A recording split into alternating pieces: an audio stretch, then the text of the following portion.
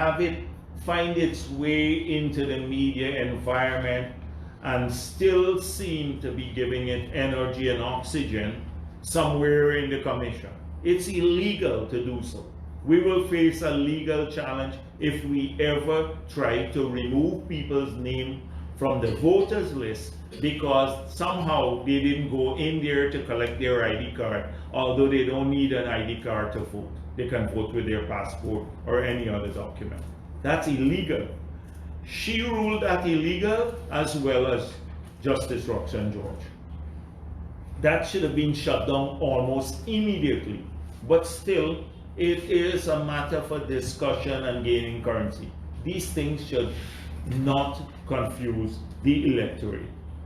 Secondly, there was another proposal to highlight people who did not go to the house registration or get registered here.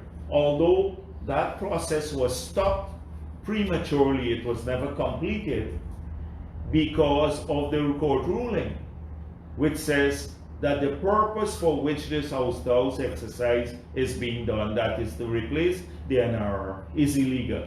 GCOM stopped the exercise. So not every Guyanese got a chance to register because the exercise was stopped by GCOM after the ruling. And then to say that on the OLE, on election day, those who did not get registered there, their names would be highlighted on the voters list. That's discrimination. That's discrimination against those people. And they did not get registered because you stopped it, and now you want to highlight their names for enhanced scrutiny. So you have two categories of voters going into the polling place. Then who makes the discretionary call? It's the presiding officers, not the law. That also will be illegal. To single people out for discriminatory treatment on the basis of the list OLE when they go into the polling place, that some names are highlighted and some are not. So that also should have been shut down immediately and not allowed to gain oxygen. But it has been in the public domain and confusing the hell out of people and creating worry that people will be subjected to the caprices and the biases of many presiding officers on elections day. And the third issue has to do with this recent news. I think it was Mr. Corbyn in this instance who said that on Thursday, that is today, they will publish the names on the house-to-house registration, the 370,000 names.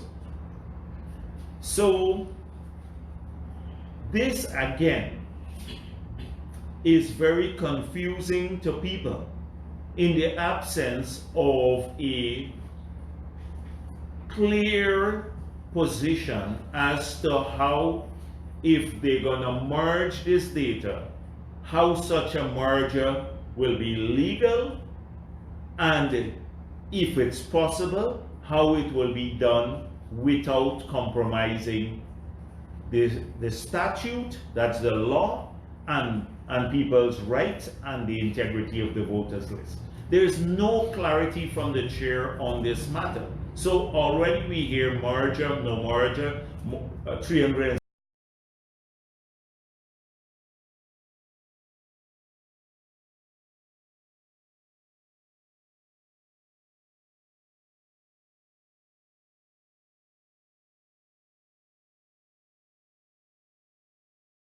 70,000 names, or it's only the new people, all of the people, or only the new people name being published. But let me say to you, the law says that for you to conduct claims and objection, that is where people whose name are not on the list can get on the list.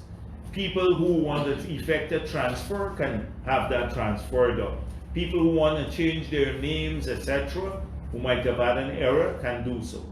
There's only one statutory, some error there, you can fix it, or if you're not registered. That is going on now. We have 35 days for that activity. That is the claims part. Now we hear about this list being published.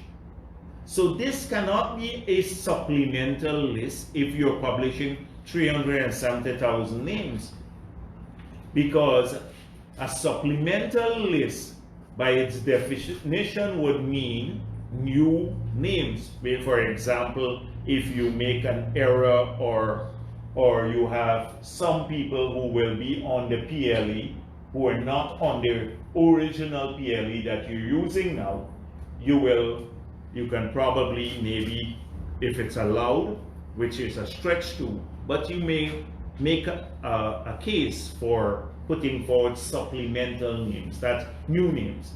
This is not a supplemental list, because this list will have the names of people who are already on the PLE if they publish 370,000 names, or the whole house-to-house database. So you have a PLE, an official PLE out there, and then you have a list which can be called a supplemental list, but a list out there with other people's names. So there's no statutory process to say you have to go to check your name on that list and correct it. You have to go to the PLE. So that's a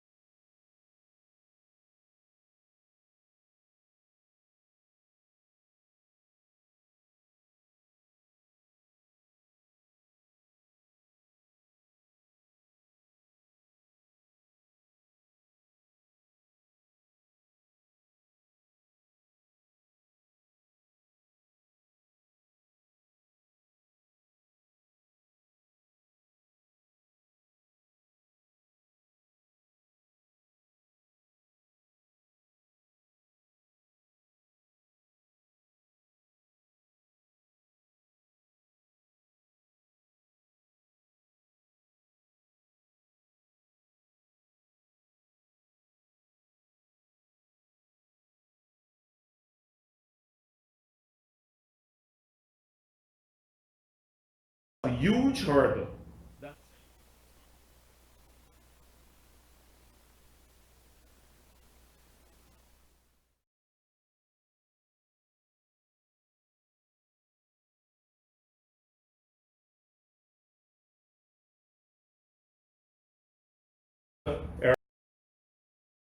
Error, have the date of birth wrong, or your ID card number wrong, etc. You don't have a way of correcting it.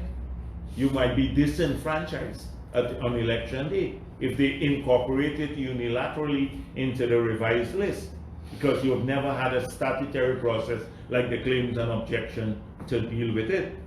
So it is raising a lot of issues. Now we thought when they said merge already on the list and then publicize those new registrants, which will be run into a few thousand, and then just a manageable number, and then try to see as far as 180,000 people had sent up this scan. They got 20,000 new registrants there, or some new names that were not matched, the fingerprinting and all cross-referencing.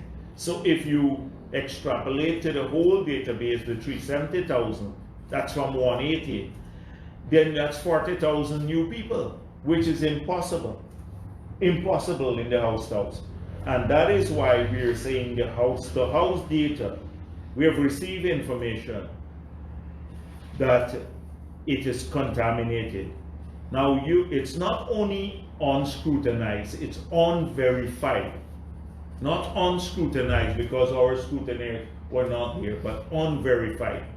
The 3,000 odd enumerators, many of them sat in bottom houses and fill up forms without any regard for details. We believe a large number of people who are below 80, their names were added. So they will show up differently with different fingerprint on the voters list, but they're on the age, large numbers.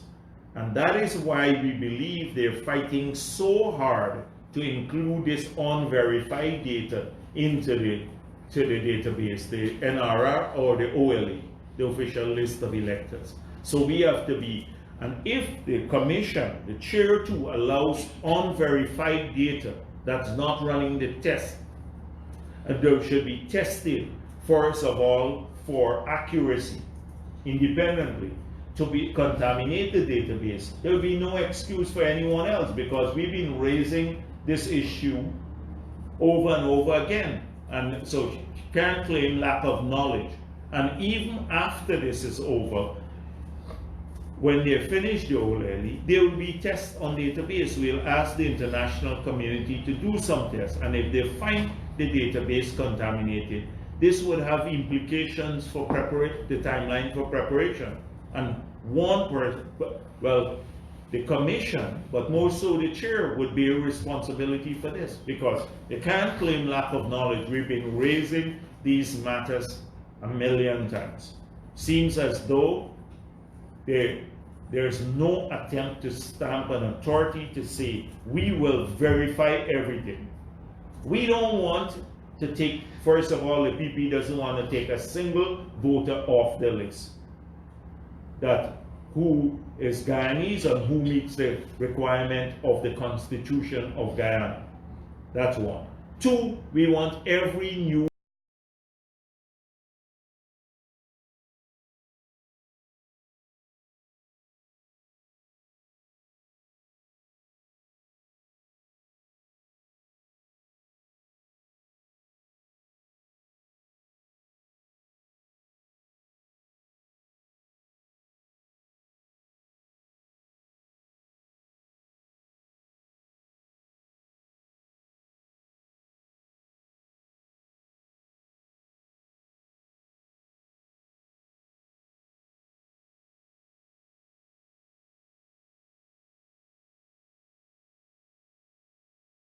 person to be registered to have 2008, 15 cycles and 4 elections and several sets of claims and objections to ensure that people who are on that database have been verified. That is it. But to replace their names with unverified data will create confusion, and I'm warning, we're left off of the list, including APNU supporters. You know where the blame will lie, because we've been pointing this out over and over. But we're speaking to our international partners. They're aware of these concerns too. They view them seriously, and we're aware of people who are working inside. You know, up to yesterday, we had cause to write GCOM, because the letters are going to people now to say in the house registration, they're not completed their transactions correctly. They must go in now to get those corrected. That's done, that's over with. The exercise will stop. They shouldn't even be writing people. You have to focus on the claims and objection period. So we get this all the time. We have these attempts at trying to tamper with the process. So I want to urge all Guyanese, make full use of this period, the remaining period for claims and objection. Get on the list. If you haven't registered, please do so. If you know anyone in your area, the villages or the wards in the city who hasn't done so, please take them in. Get them registered if they're new registrants, or if they moved into your area, get them transferred into the area. The right to vote is a serious issue. The right to vote is a serious issue, and to choose your government. And we should not allow anyone to harm those rights. And so we will keep, I'm raising these issues at my press conference, so nobody says later that they're not known, because, but I want to assure the citizens of Guyana that we are constantly watching out for any attempts to tamper with the voters list and the elections results.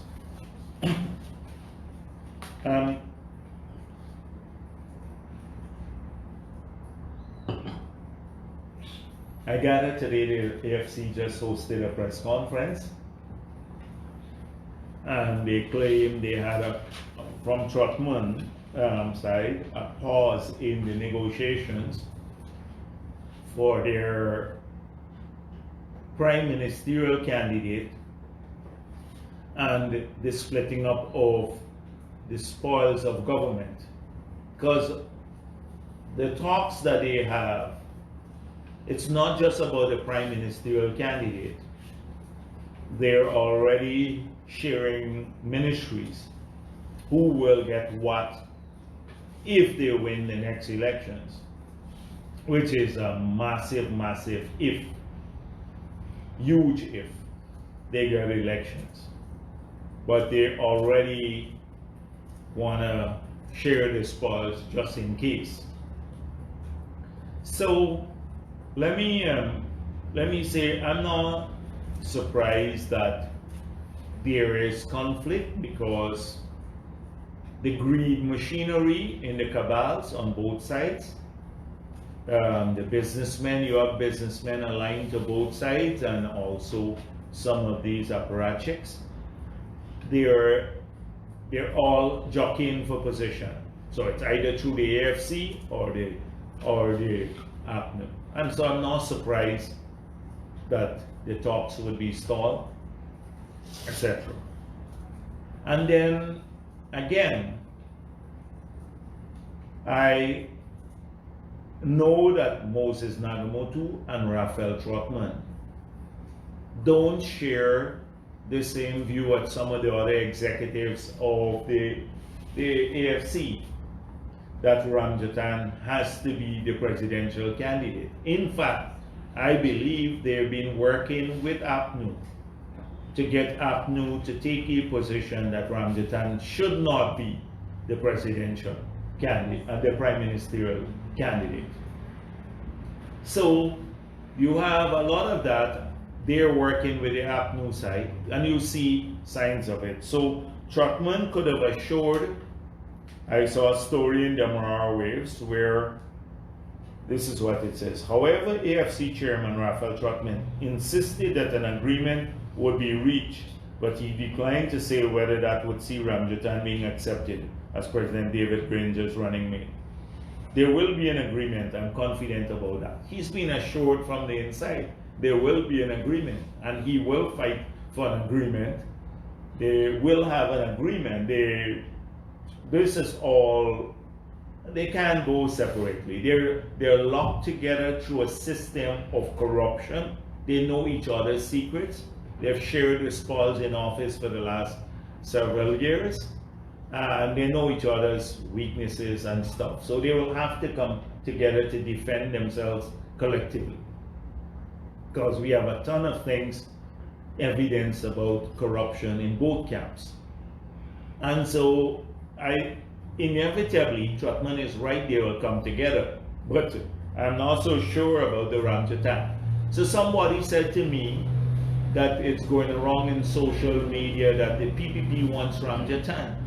And I think that Ramjatan and his cohorts have been spreading this rumor too, as a negotiating leverage, that if you don't take me, I will go to the People's Progressive Party. So this is negotiating leverage. Let me say to you, I'm the General Secretary of the PPP, and that's far from the truth.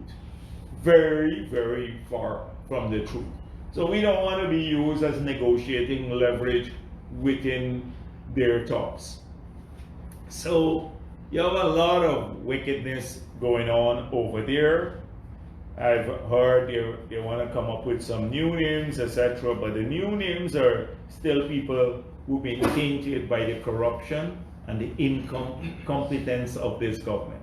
This government is totally useless, incompetent, useless from top to bottom and in between. They're all useless. Totally. They can't formulate a single policy. You give me an area and I tell you how confused they are about policy making. They can't defend the interests of Guyana. They don't look out for our people. Nothing. and all they're busy doing every single day, you see transfer of resources in this period. So the last week now we see a minister got prime lands in Linden preferentially, no house lots there, etc. But that's an ongoing thing. I don't think that surprises Guyanese anymore about what is happening in this period through Missile and the other places. We've spoken about this. So don't worry with all of this, about this cabal here.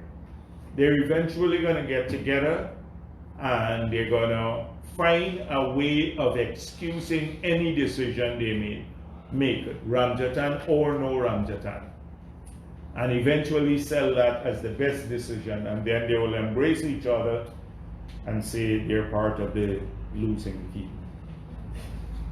So this is something I thought I'd share my views on it, since it's so current and it's going on now. And then Cathy Hughes, I heard, had the temerity to speak about the oil and gas sector and what Ramatar, I heard at the press conference, and Ramatar signed 2 agreements. And her husband's name is on the agreement with ExxonMobil, representing ExxonMobil, their office. Not the name, but the office, his office. And her party was also leading the negotiations.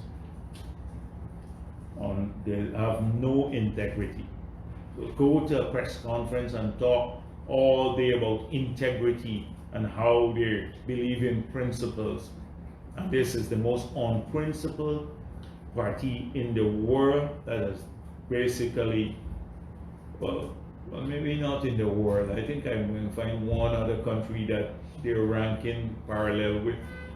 But then goes and pretends to be, something that they are not. But I don't think people are buying that anymore. So let's talk about the same party. And the spin now. Every day, as you see these sponsored posts out of the government agencies, spending taxpayers' money, putting all sorts of things online about the progress they make, even using images that are not images that are, in fact, the positive images they're using are from the PPP era and switching the thing around. I've seen some cases where they're taking a picture and saying, look how it is now. And that picture was taken from under the PPP of progress in a particular sector. But those sponsored posts have no basis in reality. It's all spending taxpayers' money, and it's trying to create an impression that they actually fulfill their promises. So the AFC's last column talk about wheel of progress is turning. And Gary Best, their advisors gave them these keywords. Wheel of progress is turning. Gary Best spoke about, what did he actually say? He doesn't say much, that they're turning Guyana's future around. That was his thing. These slogans, nice, lofty slogans to fool people. So listen to some of the things that they listed as progress. The AFC said the duty-free concessions for machinery imports. This is their article in the Kaichor News.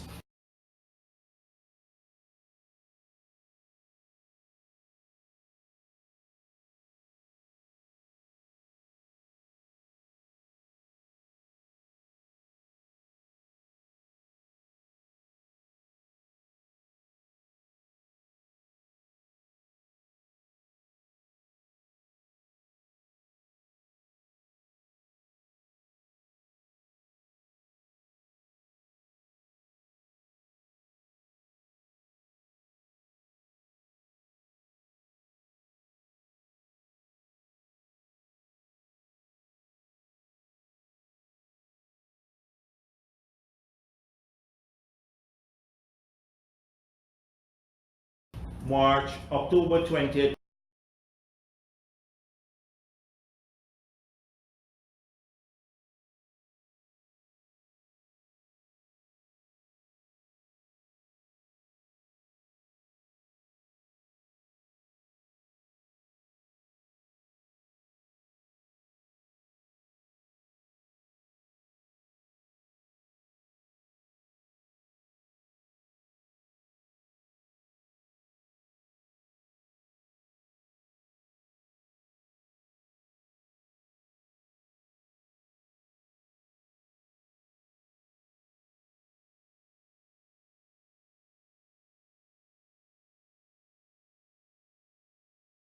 as one of their achievements. A total lie. This is what, and then somebody, a Guyanese who may not be so discerning would say, really, they did a great job there. So secondly, they put remigrants get 5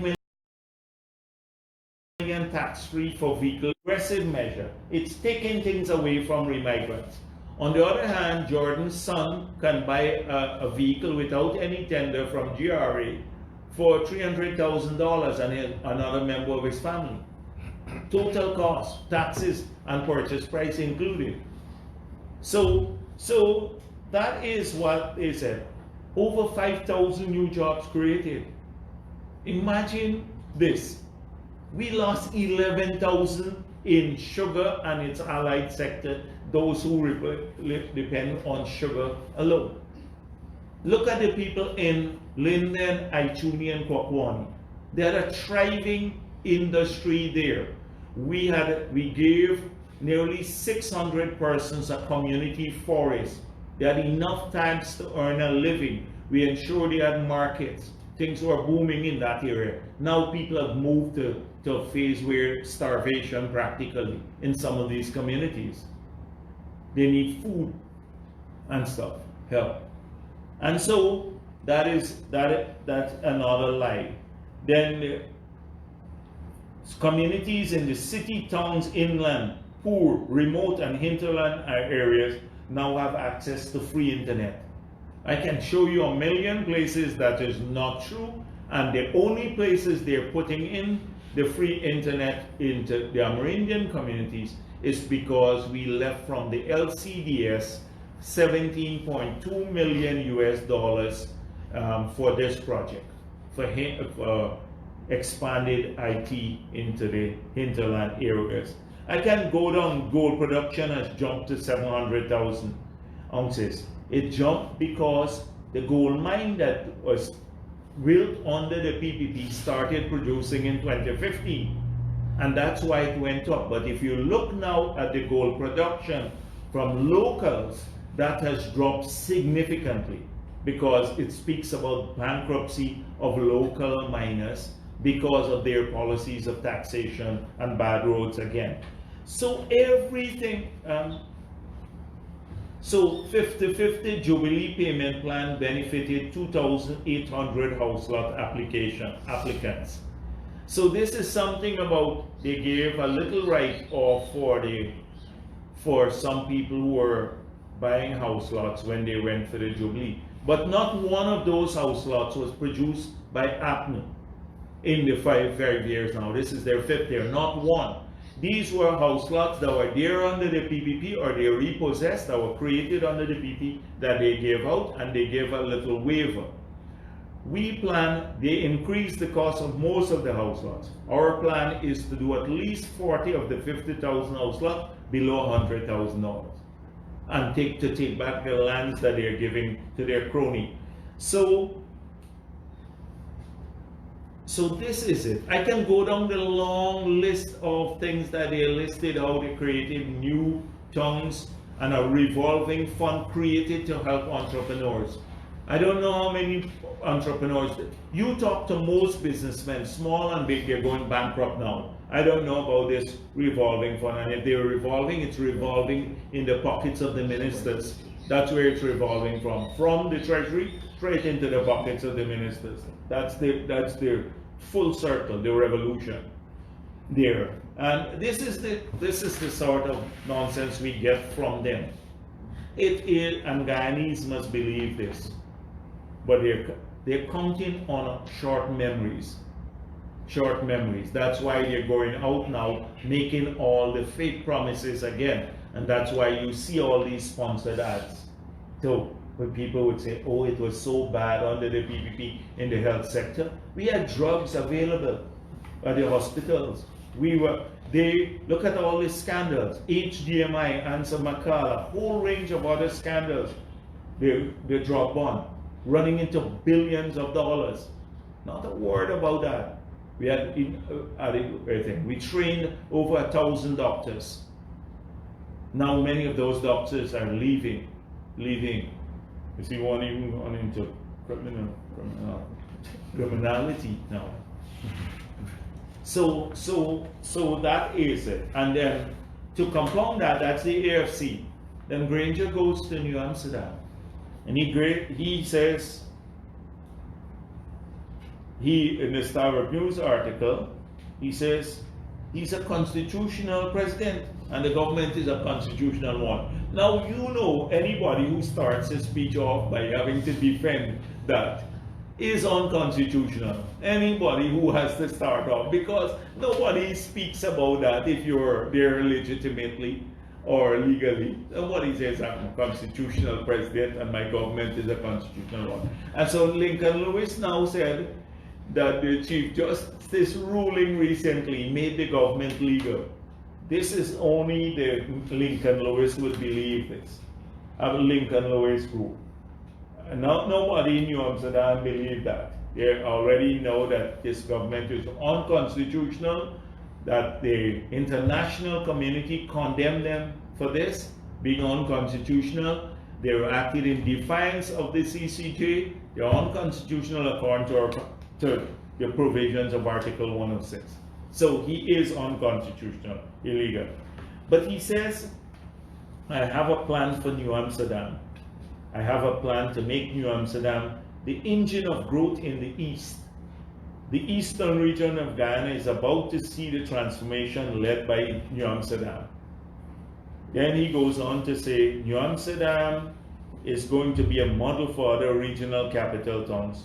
Without fear of being mugged, extend social protection and provide quality public services.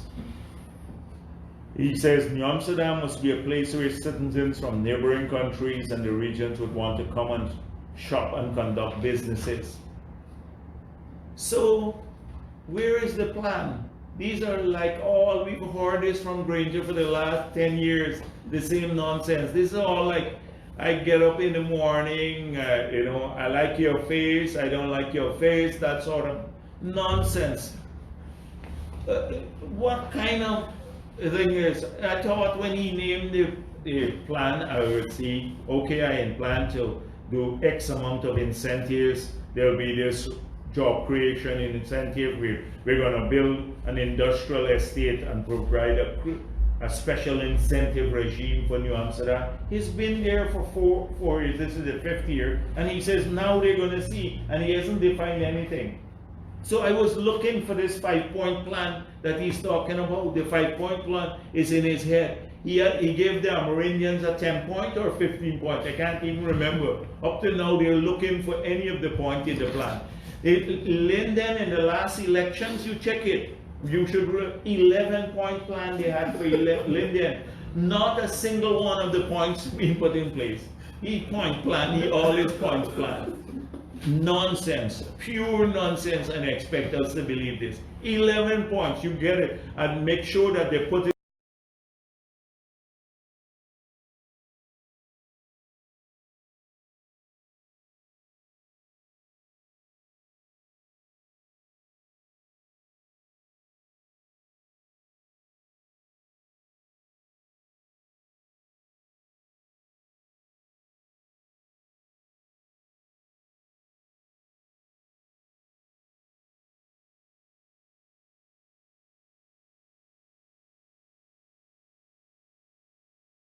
on the party page so you can go and read the 11-point plan he had for Linden. And people are suffering, no jobs there. Go to New Amsterdam, ask the young people here. Had we now done a couple of things here? They closed the sugar industry. What do you think the people from Tukburg were in New Amsterdam were doing? Many of them were working at Rose Hall. They don't have a job now. Didn't tell them anything. The money spent from Rose Hall, people used to come and shop in New Amsterdam. They used to at least employ one. So he says, so I don't know if the person who did the calculation used to work at GCOM, because once upon a time it had somebody at GCOM who can't count. I know from March 2nd they learned to count, he joked. So imagine he, obviously he wanted to get away from the planting chip and cook up after he made that thing, say we must all do that. And we love the cook up and plantain chip, but we can't all sell it. So he said to me, Amsterdam, you mustn't sell cook up and plantain chip. He went to the other extreme, trying to get away from his early comment, election time now. You must go into agro-processing. So he's just shutting down the agriculture there, but they must go into agro-processing. There are no factory there. You put taxes on machinery and equipment for agriculture and for everything else, but they must go into that. What is this nonsense that we have to suffer through all the time? And so this is their new thing. Now everywhere they're going to launch 100-point plans and stuff like that. We heard it all before the 2014 to 2015 elections. So I just saw the GPEX thing again, and the last time I spoke about it, I didn't realize that this Valiant is a questionable company, and it's connected to people in the government. So I just thought it was a useless exercise where foreigners will come and help to define how we move forward in our oil and gas sector, trying to, and of course, try to cream all the opportunities here. When they come here, they'll cream all the opportunities for themselves and pay, and that the fee structure was designed to bring in those people. So I thought that was the case. I thought that the case was, since it's jointly organized by the Go Invest and Department of Energy, and Granger will speak there, that they don't have the right to speak on policy now, they're caretaker. But in any case, they don't have a policy in any of the areas, not on local content, not on anything associated with oil and gas. They're making things up on the run. And you'll go and get another 10-point plan there from Granger. So we thought it's a waste of money. It's a they shouldn't be doing this at the expense of Guyanese at this point in time. But now it's complicated because I heard now and we see this. And the third issue is that it was very misleading, that I thought. When they listed the US Secretary of Energy being on as a speaker there, giving remarks, and he was never, I'm told not only he's not coming, he never confirmed coming.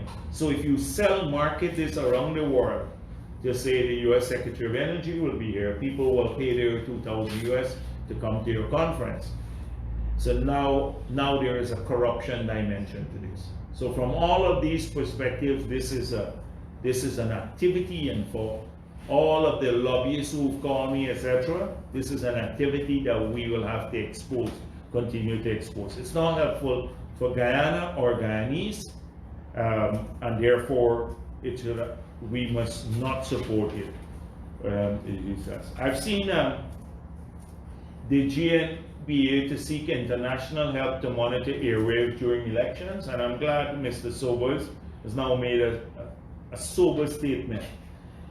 So the thing is that, but it still speaks about, he said that the Freedom Radio and the others, because of all these infractions. In the article, it's a bunch of lies. We never had all of these infractions. And we have specifically why they wanted to find the Freedom Radio. And it had to do with issues like calling Granger, somebody called him a charlatan on the radio or something like that. Frivolous things. But if Mr. Sobers and the others want to act professionally, we'll treat them professionally. We don't have a problem with that. We believe that a regulatory body should police the entire sector equally, but not to interfere with free speech in this period. If people, and libel and stuff like that, people can go and file a libel suit. They have to look at, are people crossing some barriers? Not whether they think Granger is useless or not. That's not the barometer or the standard which you measure. You look at, are they dividing our people along ethnic lines? And that should be a high barrier, in fact a high standard, and it should be uncompromising in their their actions against people who do that. They should be uncompromising, whether anybody calls into a program on the PPP side or App News side, or any radio station or TV station. That's the kind of thing, or dividing people along religious lines, etc. That's where they should really be policing. Not about free speech. A man says Granger or App News is going to try to rig the elections. You want to tell him how to say that. I was told by one reporter that they even wanted to tell him how to structure his news report. That's not their role. But if they're doing this and approaching it in a responsible way and they want to get international help and stuff like that, we don't have a problem with this sort of thing. I don't want to disparage them, but from our experience so far, it looks like a police state methods they were using, obviously instructed by Nagamutu and the others. But now, if they hope they act professionally, we'll respond in kind. These are just a few of the things I wanted to talk about. I would like to also congratulate our presidential candidate for attaining his doctorate at the University of the West Indies. Thank you. All right. So I just have two quick questions. On all that you have to say on in the opening about GCAM and what's going on there, and the fact that you know, based on our history, the view of the chair on the ID card situation and all the situations which you should have shut down, which you didn't. Do you now, in retrospect, think that you might have erred or in your trust of this individual, or you continue to believe that your decision is a good one? I believe that Justice Singh served the country well as a judge, and I believe I'll continue to believe she has great integrity. What I believe is that she has to understand that this is not the court. When you're a judge, you make a decision, you expect people to faithfully, your staff to faithfully carry out the decision or a ruling. That in GCOM, it has become almost like a political machinery, and that people who come and chat with you, they may have ulterior motives. And therefore, you have to get into the technical details of what is being discussed, and also stay on top of what is being issued by GCOM to see that it faithfully represents the views of the organization and not individuals. So those press releases that we had that were erroneous, misleading, etc., she has to have oversight over all of these things. And then, of course, to try to get an independent group that has no stake in the election to be advisory to her and the commission, so that a third set of eyes. And I would have expected her to embrace this in a swifter manner. But that doesn't mean I'm questioning her integrity. Okay, a follow-up question, please. I would find it hard to believe that you don't know, because you have commissioners and stuff, you don't have an inside knowledge of what's going on. Is it a case where the chair is given direction that aren't being followed at the lower level, or is it that she is not given the required oversight? I think a constant stream of bad advice goes to her. Constant stream from the machinery. Even sterilized advice from the staff. There'll be meetings with the staff, and by the time it gets to her through the central office of the CEO, then the advice is distorted. And that you have a constant pressure from these commissioners who put up proposals, like you see all these proposals. So if you ask me if she should be a bit more informative and strong, I say yes, that's what I'm saying. But it's not an integrity question. But look how the same point I'm making, just to illustrate that point about the bad advice. The commission decided that the claims and objection will be 28 days, right? And then for claims and 7 days for objection, 35 days. Lowenfield took a draft for her to sign that had 49 days. And then when that contrary to the commission decision. So I'm just giving you that idea. It's not that he didn't know. He didn't know about the commission decision. He sat in there. That's it in writing. But taking that to the chair, I would think that she assumed, oh, they faithfully represented what we discussed, so I sign on to it. On that one, you also had another, what was the C? They had inserted something on C in the order that was removed. I can't remember the issue. Huh? Persons on the list of Or have to go to verification. 100% would have to show up. All 600,000 people or 1,000 people would have to go to the registration center. That's impossible. Never's been done before. Inserted here. She had to remove that too. But somebody took it to her. Who took it to her? And that's what I'm saying, that constantly you have this sort of thing, and if she's not vigilant enough, then this will happen. Okay, may I have two questions? Yeah, sure. You spoke earlier about the closing down of the sugar factories in other areas and stuff. Is this a concern about the good turnout for PPP as well? Because many of these workers who lost their jobs would have left the country. Did you do any work on the ground to ascertain what amount of your support base had diminished because of this? Yeah, but a lot of them are still here. Most of the people, yeah, most people are still here. They're looking for jobs. They're having a hard time, and some people left Ghana. Some of them actually work abroad for short periods. They're going. They're going to come. A lot of people go and come and stuff, but not just there. If they make the mistake of thinking, well, only in the sugar belt, but lots of other people across Ghana have had to travel. People gone to Antigua, they've gone to different countries, many have gone back to Trinidad, some up to the States, and not from Berbice, from different parts of the country. Because they always do this ethnic count about voters' numbers, but they don't realize people of every race travel, and they also look for jobs overseas. So they always do that kind of ethnic count, who was traveling out of the country and all of that.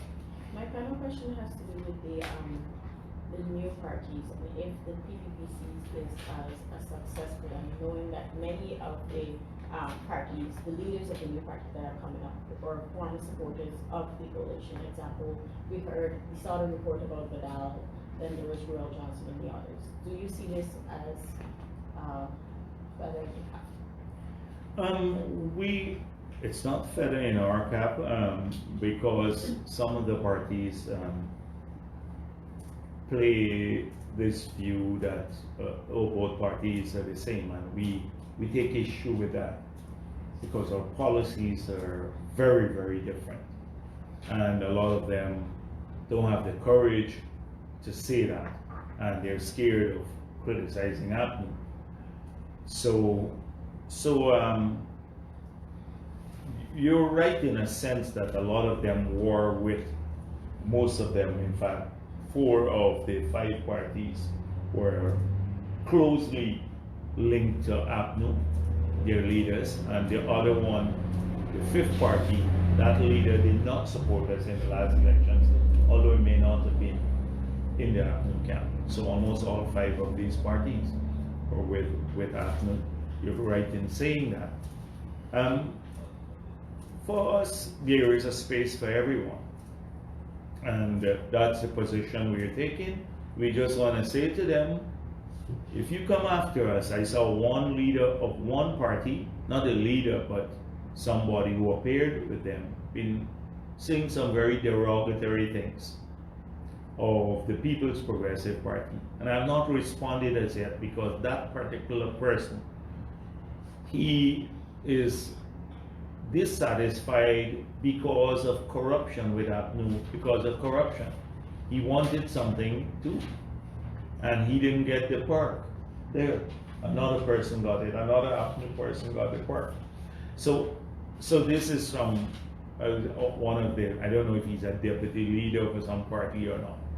But once people are free, if you criticize us, we'll defend ourselves. But right now, we're not picking no fight with anyone.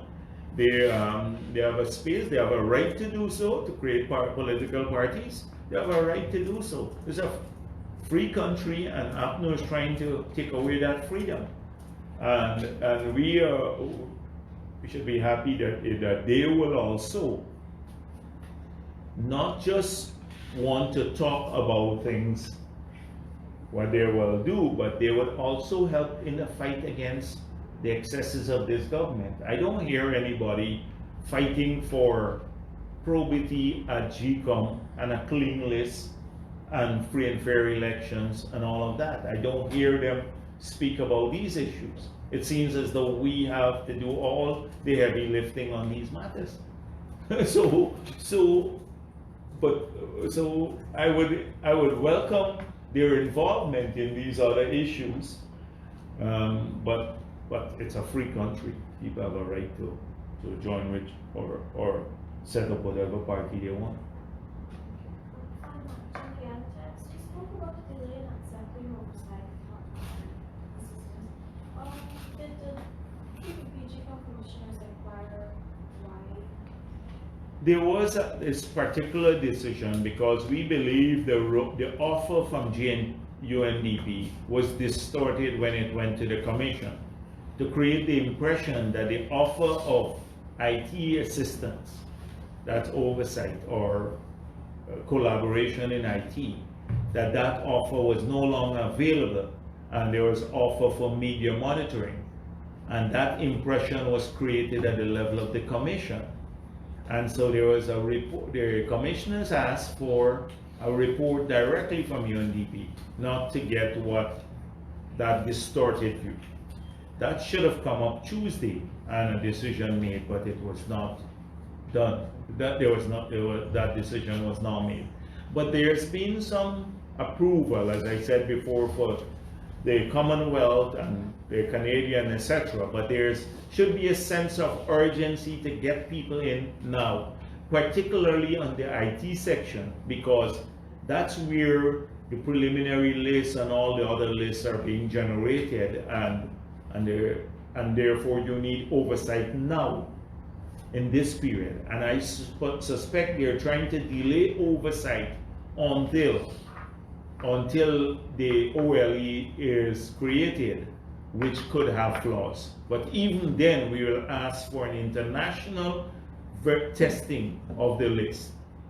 So you can do random testing to see that that none of the data from the unverified data would have contaminated the list from the house to house. Did you meet with the Canadian electoral official? No, I gather he had asked GCOM to arrange that meeting to meet with me. They never reached out to me because he's working through GCOM, but they never got in touch with me, and so the person left the country, the Canadian gentleman left the country. But I think he is aware of the concerns and suspect he's reading the newspapers, and this is why we try at every press conference to highlight these concerns so that the country knows what's going on. Thank you.